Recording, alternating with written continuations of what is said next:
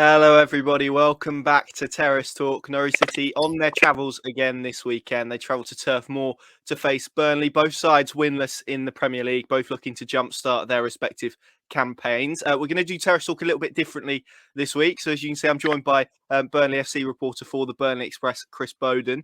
But later on, we're going to be joined by a Norwich fan who's based in America. So because of time zone differences, we're basically going to do 15 minutes of each of them and smash it all together. Hopefully it shouldn't feel too uncomfortable for you guys watching.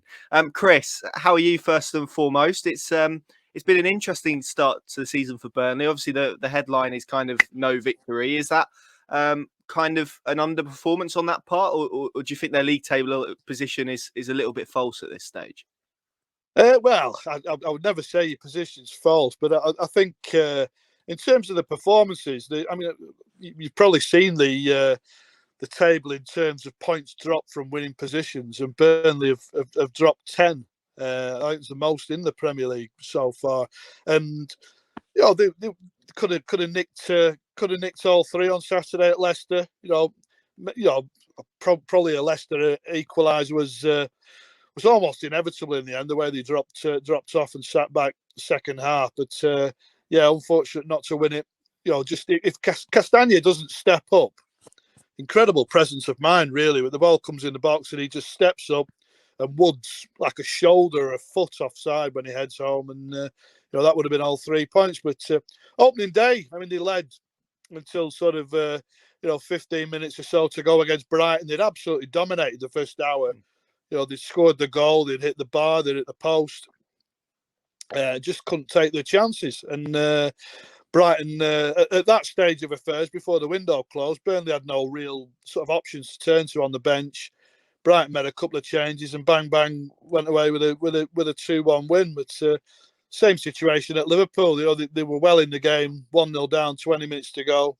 You're looking at the bench thinking, right, go on, we need to sort of change things now. And Liverpool added a second, and Burnley had no real alternatives on the bench. But they're playing better football than they were this time last year when they'd 2 points from 7 games. Put it that way.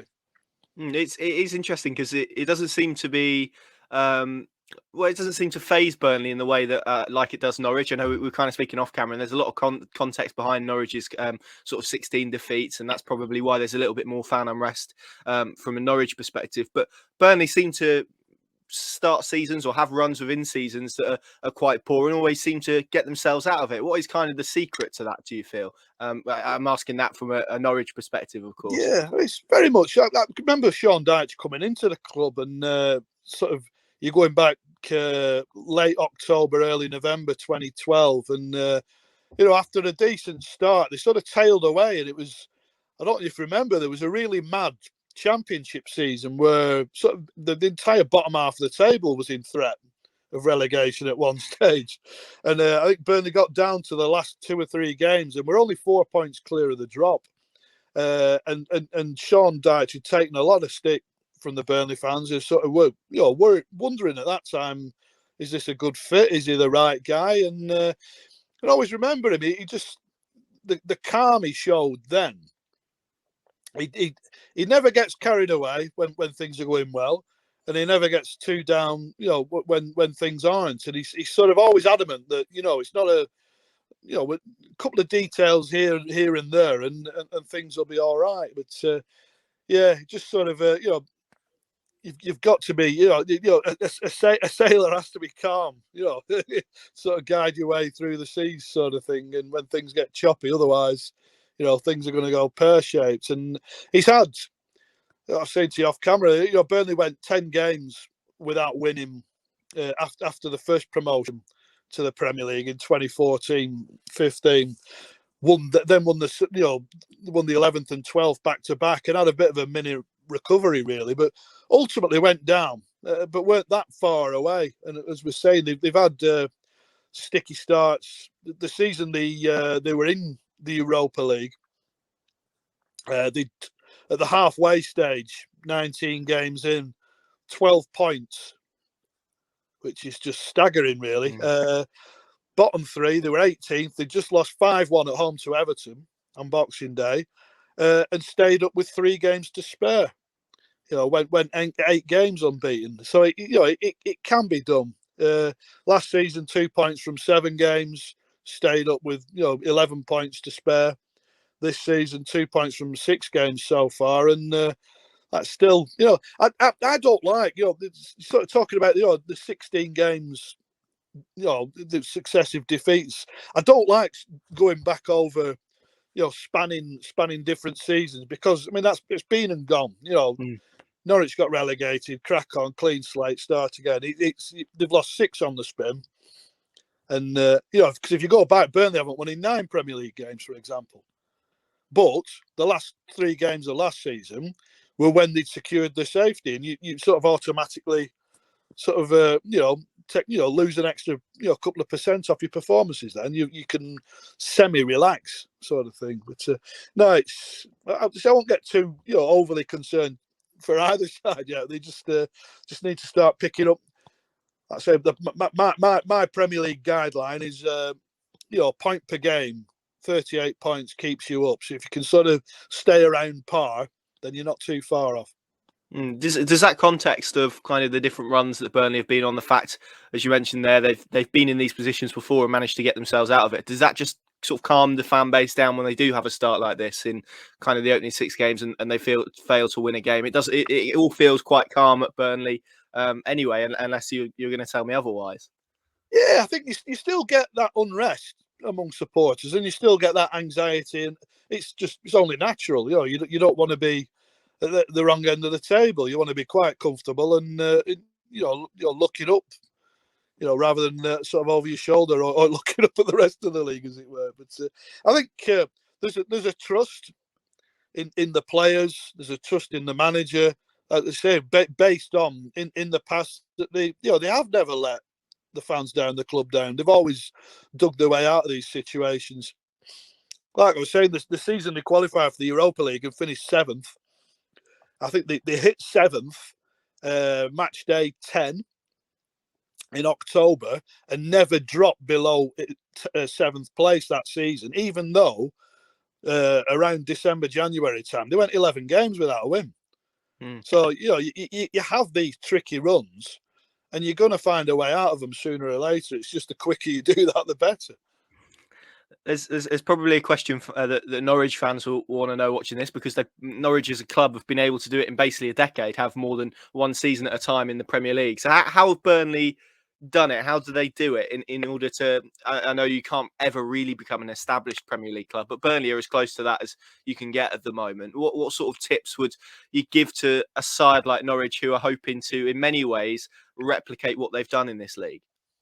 Yeah, it's a tough one, really. Obviously, Burnley came up, the first time in the Premier League was under Owen Coyle, 09-10, and was sort of widely praised for their sort of like a buccaneering brand of football. Really, they took on teams on the toe to toe, as the manager then used to say, and they beat Manchester United and Everton in the first 2 home games, and they were as high as 9th sort of midway through. But then Owen left for Bolton, and things fell off a cliff pretty quickly after that. But Sean Dyche got them back up in 2014, and they were relegated instantly. But that was a season where they spent more in terms of infrastructure than actual playing staff. And I think there was a sort of understanding, really. This is what we need to do. We need to develop the club on and off the pitch, but while trying to do enough on the pitch to stay here. But they got relegated that summer and sold Danny Ings, Kieran Trippier and Jason Shackle. And it was a season where Derby and Middlesbrough spent an awful lot of money in the Championship. And I don't think Burnley were anything like favourites, but ended up winning the Championship. But they've just sort of... It's that experience and that know-how. I think the lads that played last time around, in the Premier League at Norwich, it's the media sort of demands are a world apart from what it's like in the Championship. Going to the stadiums now, where you go into 70,000, 60,000 stadiums, it's just a different feel. It feels like a massive game every week. In the Premier League, and they'll have that experience this time around. But I don't know. It just depends how far you're going to divert away from your principles, I suppose. Norwich went down playing terrific football at times, but I think there's a lot shown by. Burnley are very pragmatic, and some people might think it's a tough watch at times and it's pretty ugly, but they can play football, but they know there's a time and a place, and it's tough really. Say not everyone at Norwich will remember beating Manchester City, so they showed it can be done. Burnley beat Man City 2015 when they were champions and got relegated the same year as well. So it often isn't those games that make the difference. It's it's the ones against the sides in and around you. Is that what Burnley and Sean Dyche in particular are so good at, getting results against teams around them? Because it does feel, although as you say, on occasion there are times where big clubs will come to Turf Moor and Burnley will produce a shock. I think Arsenal is probably the obvious one, although if you want to sort of label them as a big club, that's up to you at the moment, I suppose. But is that what Sean Dyche and his squad are so good at, getting results against teams around them? It has been. I mean, it's been sort of not sort of set in stone recently. The manager has a saying. It's just about finding a way. I was watching the BBC the Premier League show at the moment, and they were showing it. His big sort of influence really is that Manchester United team that won the treble in '99, and just watching the highlights of that season and Gary Neville talking about we always found a way in the new camp against Bayern Munich. They didn't play well. They found a way to win, and I think that's Sean Dyche's way. That during a game, if you can football a team off the park, brilliant. If you could play through teams, you could play around teams, you could play over teams. It might be a set piece. It might be a bit of luck. It could be absolutely anything, but just find a way. And over the years, they've always found a way to carve out enough results to keep themselves safe. And and that's not not always been the case. Twice in the last 4 seasons, they finished in the top 10. Which I don't think people outside of Burnley give the club much credit for. You're not. They get this stick for being the new Stoke or this, that, and the other. And yeah, at times, I say it can be a tough watch and they're quite direct, but they're not at the best for me when they're direct. They're at the best when they're playing, terrific passing football. And as they did at Everton when they were, they led 1-0 at Everton a couple of weeks ago, dominated the game for the first hour, and then had a mad 6 minutes and were 3-1 down. Yeah, absolutely. And you mentioned there an interesting phrase about maybe Burnley not getting much praise outside of Burnley. Is that a principle that applies to Sean Dyche? Because he always seems one of these managers that is, and he signed a new contract, hasn't he, relatively recently, that people have a lot of discussion about why hasn't he taken another job or a step up respectively to Burnley? And it always seems to sort of come back to this unfashionable point and question marks about whether he could do it elsewhere. Is there a point for you that outside of Burnley and in that sort of Premier League bubble and beyond, he's vastly underrated for the job he's done at Burnley? As you mentioned there, got them to the Europa League, a couple of top 10 finishes. I mean, that's a terrific return for a club who, for a lot of the last decade has been in the Premier League, but before that, as you mentioned, have had seasons in the Championship as well. It's a remarkable success story. Yeah, there seems to be a bit of a stigma sort of attached to the manager and the football club, really. Especially when you look at social media, it's quite a lot. You seem to see a lot of opposition supporters say, "Oh, I hope they get relegated," and it's a bit of a backhanded compliment, really, because I don't think anyone relish playing that Stoke side or Tony Pulis's West Brom when they did well. I think Stoke managed 3 successive 9th place finishes, FA Cup final, European football, but yet we're sort of widely written off as this. They're just a long ball team and they've got a long throw, and there's a far more goes into it. And anyone who watched Burnley win at Anfield in January, and the planning that goes into it, to be able to stop these teams, as I say, as Norwich fans have experienced themselves beating Manchester City, it's remarkable to be able to implement the plan you think can sort of do damage against these teams. They're cutting off passing lanes, the pressing that goes into it, just, magnificent organisation. But you still have to, like I say, find a way. And, can you create a chance? Can you score a goal? And against Liverpool, they had a couple of chances and won a penalty and scored the penalty and managed to hold on. But it's far more nuanced than just launching a ball at Chris Wood or Ashley Barnes. They play a lot more football than people give Burnley credit. That's really interesting. Ben Gibson, the eagle-eyed viewers among sort of our audience may remember you from coming on the channel to speak about him. When was it? Last summer now. I mean, is this as close to maybe a Kevin Keegan? I'd love it if we could beat their moment for him. Do you think this weekend?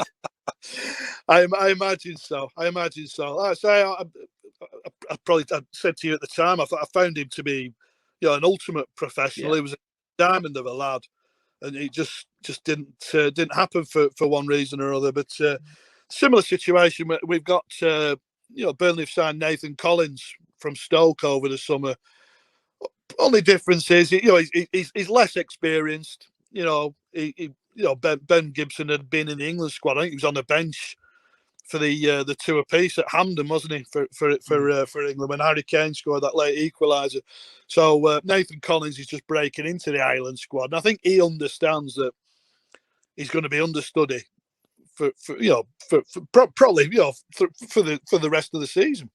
Maybe beyond, but I think Ben Gibson had got to the stage where he'd had a stroke of misfortune with the sending off in Athens, a double hernia operation that didn't help matters, and I think he just got to the stage where just got so frustrated and wanted to sort of force a move himself, and he's ended up getting the move and what have you. But it's. I'm sure there is deep down there'll be that he'll be desperate to beat Burnley, but it's just, I mean, he's back where for me he belongs. He's can certainly thrive in the Premier League. A terrific defender, terrific pro, and he's just hoping he doesn't have the best game on if he's selected at the weekend. Yeah, I think he's caught a lot of people by surprise, actually, his ability on the ball as much as his defensive ability. Obviously, in the Norwich side and how they wanted to play in the Championship, he was fairly integral to that. Finally, then, Chris, game against two sides who are yet to win this season. Do you see that changing for either of them this weekend? How do you see this one panning out? Yeah, it's a difficult one. Again, I think I look back to the league games last time out were. Obviously the second game was a bit chaotic with the sendings off and this, that, and the other. But Burnley were fairly comfortable in both games, and just did a job. And but the cup tie was a different kettle of fish altogether. And it's whether if Norwich, if they perform like they did in the cup tie, then Burnley will have a job on their hands. But it's I'd like to think if Burnley get their noses in front this time around, they're not going to be letting points slip again like they have all season. I think that first goal might just be critical. Lovely stuff. Score prediction, Chris? I'll take a 1-0 Burnley. Lovely stuff. Chris, thank you very much for joining us. Do stick with us. We're going to have Norwich fan Peter on from the States in just a moment. Through the magic of editing, you'll see that seamlessly. It's probably about 6-7 hours for me. So it's all good. Chris, thank you very much for joining me, and we'll see you in just a There we go, just like magic. It's a few hours later from when you have seen our first video with Chris, but I'm now joined by Peter from the States. Peter, thank you so much for joining me. Obviously, you've been on Terrace Talk before. It's great to have you back on. I wish the circumstances were a little bit better for you, and we were talking about a more positive start to the Premier League season, but you've just told me off camera that you're feeling pretty optimistic this week and that it tends to go in cycles, and maybe you're at the top of that at the moment. So let's lean into that first and foremost. This weekend, Burnley, a trip to Turf Moor, searching for the first win. Give me your optimistic perspective on how this game goes, because I think everyone in kind of the Norwich City sphere wants a little bit of optimism right now. Yeah, so my main thought is obviously the mood should be brighter than we were after Watford, because we were terrible. That there's no way around that. We had that optimistic second half against Everton. And sure, we were doom and gloom the day after because it's another loss. It's not a point. But I'm optimistic mostly because I feel the squad's a bit of a puzzle and there aren't many missing pieces. If you listen to Twitter, there's 30 missing pieces. But realistically, I feel there's only one missing piece, and we're figuring it out as we go. So I'm optimistic. Burnley's not been great this year. What's the thing? Obviously. Sorry, I was just asking you there. What's the missing piece from your perspective? You sort of touched upon it there. Yeah. So the missing piece to me comes in the middle. We can't have McLean or Lees Malou. We can't have them both at the same time. They're almost two of the exact same thing. So just something more creative. From my thought, Kentwell, I think he's back in training. From social media, it sounds like he's back, or I don't know. I just saw he's posted in the past few days. So maybe his personal issues are resolved and he can come back, which fingers crossed. I feel just more creativity from that spot would help. And if we let him free roam like we let Emmy did last year, anything can happen. We can move a little more and I think get behind the Burnley defense and not get bullied. No, let's hope so, Peter. And we'll come back to the game in a little while. Let's get your kind of perspective on where you are at the moment, because I think there's a lot of people in the Norwich City, or amongst Norwich City fans, who are probably a little bit fearful. I'd say there's a portion that's maybe a little bit embarrassed by the run that Norwich City are on. There's certainly a portion which are beginning to, I don't want to say ask questions of Daniel Farke's future, because I think that's probably a little bit strong, but maybe there's a little bit of doubt as to whether he can break this cycle that Norwich City are in. Where do you kind of find yourself on that spectrum at this moment in time?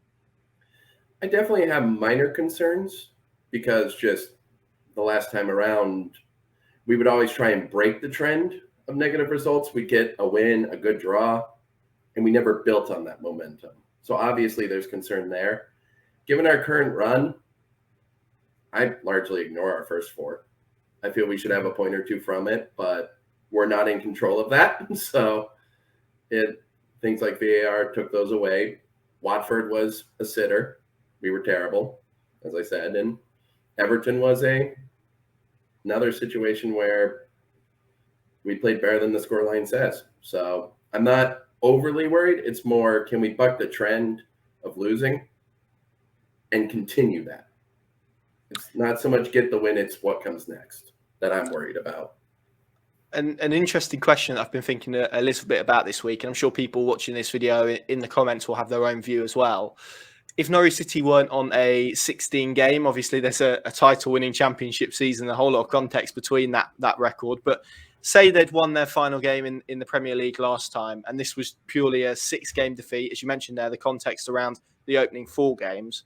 Do you feel a lot of fans would feel differently about this current run and maybe the mood that has been created? Or do you think it is because of what Norwich fans have seen in the Premier League before and the way that it's gone before that is kind of driving this concern at the moment?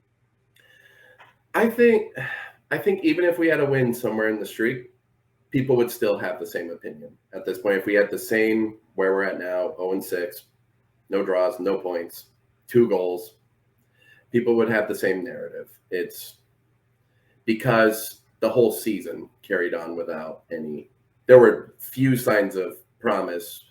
And every time we had a glimmer of hope, it went away real quick in that season. And Project Restart I almost flipped that from my memory. I think one of my main memories that stays is Dermot trying to karate kick in the middle of Burnley. Yeah, I like you. I have erased that from my memory as well. It certainly wasn't a pleasant experience. Let's reflect on Everton then, because as you said, I feel like we're talking a lot about concerns at the moment. I'm trying to be a bit more positive. But again, I'm about to ask you a question about another concern, and then we'll move on to the positive stuff.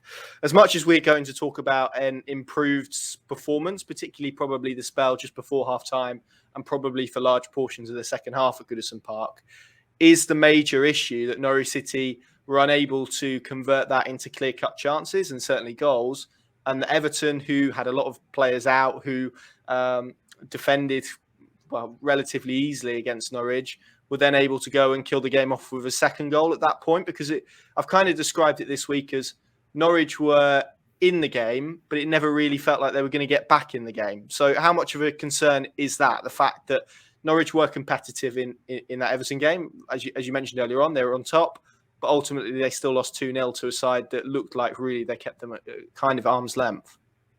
I would almost go back to the puzzle analogy I made. We just did. That's where my concern lies from. Can we get those goals? And with that setup we had, they weren't going to come. Nothing really broke open that defense, because the best look being the Norman shot from distance, that a good save from Pickford. But if that's our best look, that's not anything of promise. I know Gibson's header, but that's still not open play. That's a set piece. So that's more where my concerns lie, is can we get that goal? And the creativity is just not there to break them apart like we had last year. I think that creativity is in the squad, and I think it will come forward, and it's just a win. It's only a matter of when, because I believe even last season we started slow. The only difference was we won matches, but that's the difference between the Championship and the Premier League. Yeah, it definitely is. And now to flip the coin completely, probably playing devil's advocate on both sides, and being the ultimate professional I am and able to balance things.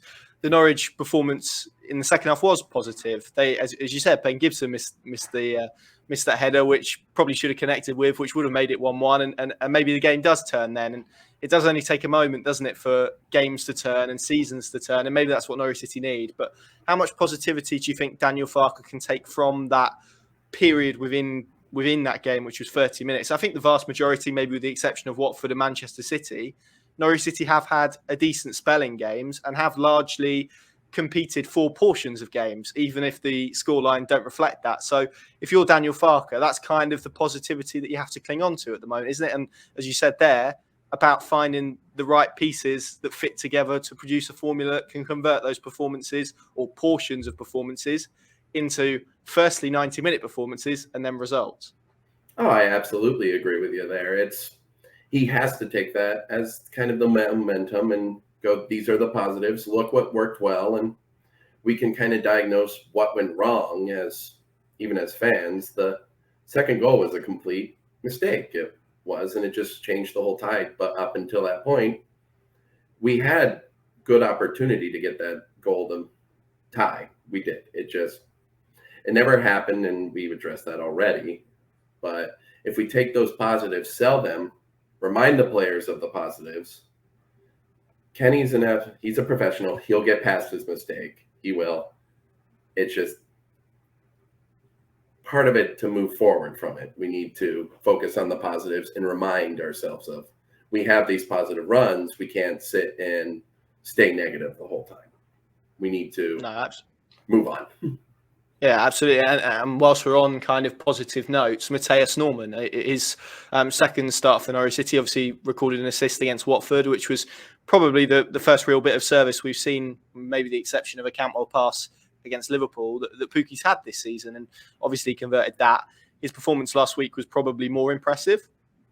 And there's probably an argument to say that it's no coincidence that once he was withdrawn because of that cramp, which hopefully won't impact his selection for this weekend, Norwich did suffer in midfield, like you say. So if we're looking for positive points, you don't really need to look much further than Markus Norman, do you, at the moment? No, absolutely. He's been fantastic in both his appearances. I just want him to play a full 90 minutes. That's about all I want. Because we saw his long throws in his first appearance, which I've never seen us do. So that was great. He does have a cannon of a leg, so it's great to see. He did admittedly make a mistake I believe in the Watford match. He didn't mark tight enough on that, I believe, second goal. But it wasn't just him on that one. So he's been, I would almost argue he's the only person you can't get rid of right now from the squad, and Krul, but that's a different position.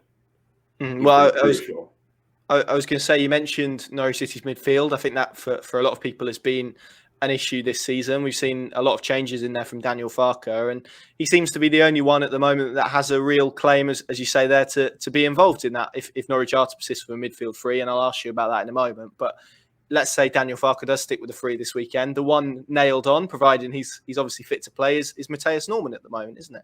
Oh, absolutely. I do think if we keep the three, Lees Malou or McKennie will come back in. One of them will. My hope is someone else joins them, be it Gilmore, Canwell. Can Rashica play midfield? I don't know. I looked it up, and and they've never said he's played center mid. But if he's allowed to run everywhere, let him.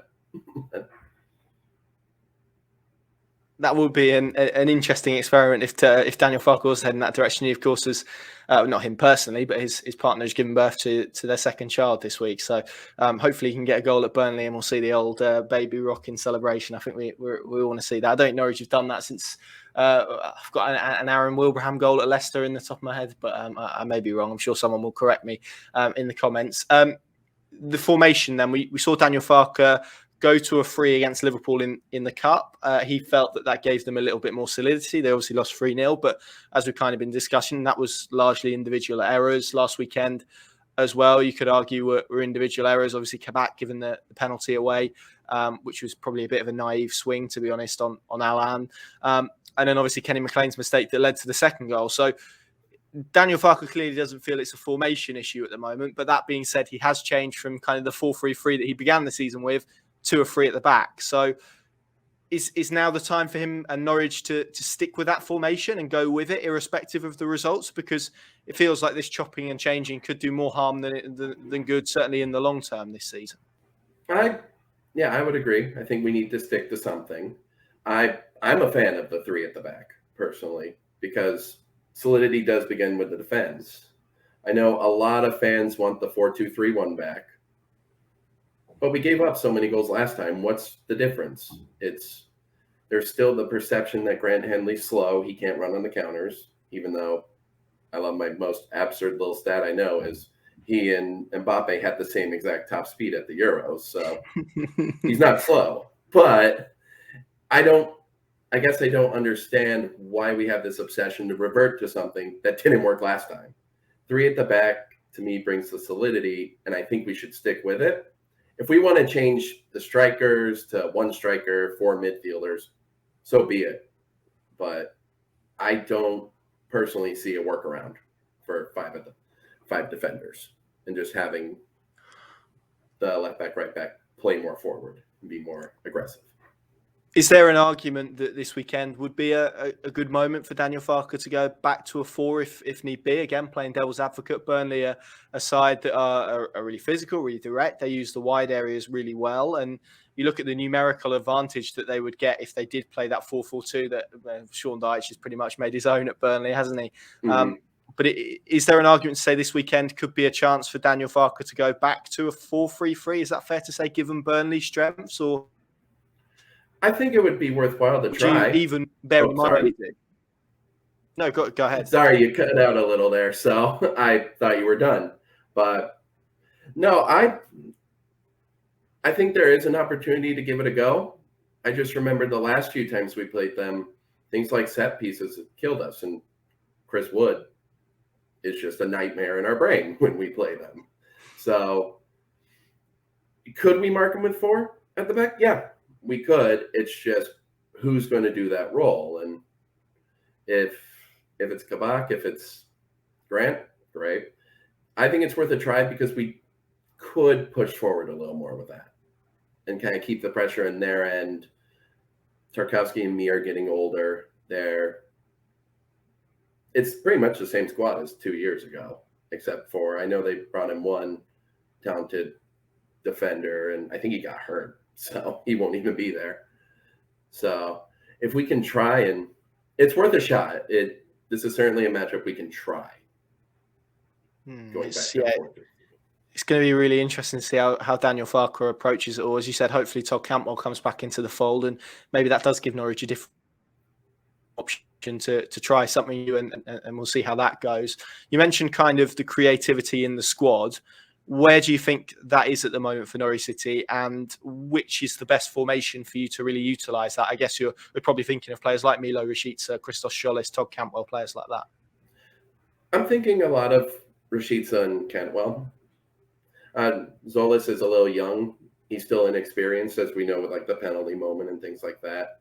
So I have reservations about throwing him in immediately. But as fans, we know Farke is not afraid to throw a youngster in to the fire and see what happens and stick with him. But I look mostly to Todd. I think when Emmy left and Todd, there was kind of a weight put on Todd's shoulders to be the new Emmy for us. Can he do it? Absolutely. I know, at least my perspective during last season, when Emmy did something amazing, Todd wanted to copy it and made a mistake. It felt like that was my perspective. I could be dead wrong on that. People can correct me if they think I'm wrong, but that's at least from what I saw. So I look on Rashica and Cantwell to do a lot of the creativity. And I do like if we keep Sargent and Pukki together. We saw it worked against Watford, just Sargent's mobility, and they caused trouble at the back. So if those two can even build a rapport and have someone feed the ball into them a little better than we have right now, so Rashica Cantwell, I think it could work. I was going to ask you about Josh Sargent, because obviously you're based in the States. He's obviously one of, he's an American international, highly rated over there. Was there a lot of excitement from your part when you saw that move gather pace and get confirmed, an American playing for Norwich City? It must be a nice moment for you. Oh, absolutely. I love seeing any American player going anywhere is great to see, any big move for them. But to have Sargent come to the Premier League and come to us, it's even better. I've got one friend here. I think within the first week he ordered a Sargent kit. So there's excitement from everyone, and I think more American fans did come in because of Sargent. Are they around right now? They're probably really quiet, but. Well, I was going to say, because it's been announced today, Thursday, as we're recording this, that he's not made the US squad, and I think that's largely because of kind of red list coronavirus issues rather than a selection point. But he has received some criticism for his performances for his country. What have you kind of made of him on the international scene for America? He's been, from my perspective, he's been inconsistent at the stage. And another issue is the US is a very young team. I think if people look, they'll see the youth. I mean, Pulisic is our captain, and I think he's still in his early 20s. I could be wrong there. It's a very young squad, and most of the American talent is up top. So they have other options to go to. And I do think it's red list countries, because I didn't notice that. I didn't realize, I think it's Panama where they have to go. Players can't go. UK players just can't fly there. So then more members of your squad are gone, but somehow Tim Ream at Fulham is still in the U.S. squad. I don't even know why. That's more of a joke in my friend group. When we see Ream, we don't know what's going on. It's just I guess he's what some fans would think, he's the Grant Hanley to Daniel Farke, that the U.S. manager. Tim Ream to him. Just never get rid of him. Looking ahead then to this weekend, before I ask you kind of how you see the game going and your score prediction, obviously we hope this situation doesn't happen, but let's say Norwich record their 7th consecutive league defeat of the season. Now heading into an international break, I think it's fair to say the mood, if that does happen, is going to be relatively down in the dumps, dare I even say toxic. Certainly around, questions are going to be asked of Daniel Farke, most certainly, if that is the case. Where would Norwich City be? Where would Daniel Farke be if they lose this weekend? Could you see anything giving between those two? Would you want anything to give between those two if there was a defeat this weekend? If there's a defeat this weekend, one, I'm getting rid of my Twitter for a week or two. I don't want to look. But I don't believe anything would come. I think questions would start to be asked about Farke for sure, and warranted questions. I mean, it's a misleading but unfortunate stat, the 17. But it is true. and you have to ask questions at a certain point. But if any moves to be made first, I think we have to sort out Weber's contract situation and everything.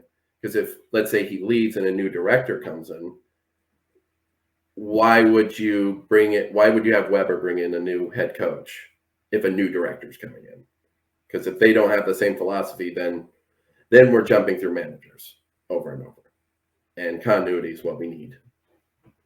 Yeah, I was speaking to someone earlier this week, actually, and when you think about it, in the structure that Norwich City are currently operating, the idea was that the stability was supposed to come from the sporting director, and Norwich are kind of in a weird position where they've probably got more stability from their head coach at the moment, or certainly more control over his future at least. So it's going to be interesting to see how that one pans out. Finally, then, Peter, how do you see this game going? Your score prediction as well. You said you were feeling optimistic. Hopefully, I've not brought you too down with some of the stuff that we've been discussing in the last 20 minutes. But are you back in Norwich City to get their first 3 points of the season? And if not their first 3 points, then certainly a point. That would be nice, wouldn't it?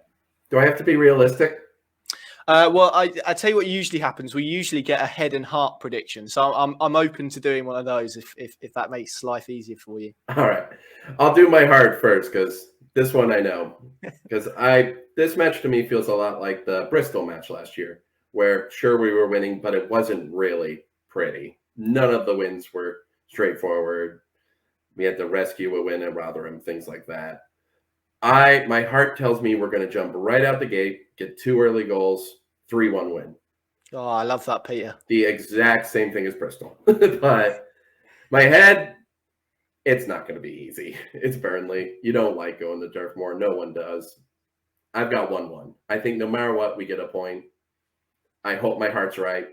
I hope my head's right. I've been wrong every match this year, but I think I've predicted a win in every match. So excellent stuff. Peter, thank you so much for joining us. It's been great to have you on. We'll get you on again very, very soon. Thank you for finding time to fit in a chat as well. I really appreciate that. I know you're a very busy man, so always good to get you on. Thank you all very much for watching. Of course, PinkUn.com, the place to go. We'll be at Turf Moor this weekend for all of the Heat match updates, analysis and reaction. It's going to be an interesting one. Let's hope Norwich City go into the international break not sitting on 0 points. Thank you very much for watching. See you soon.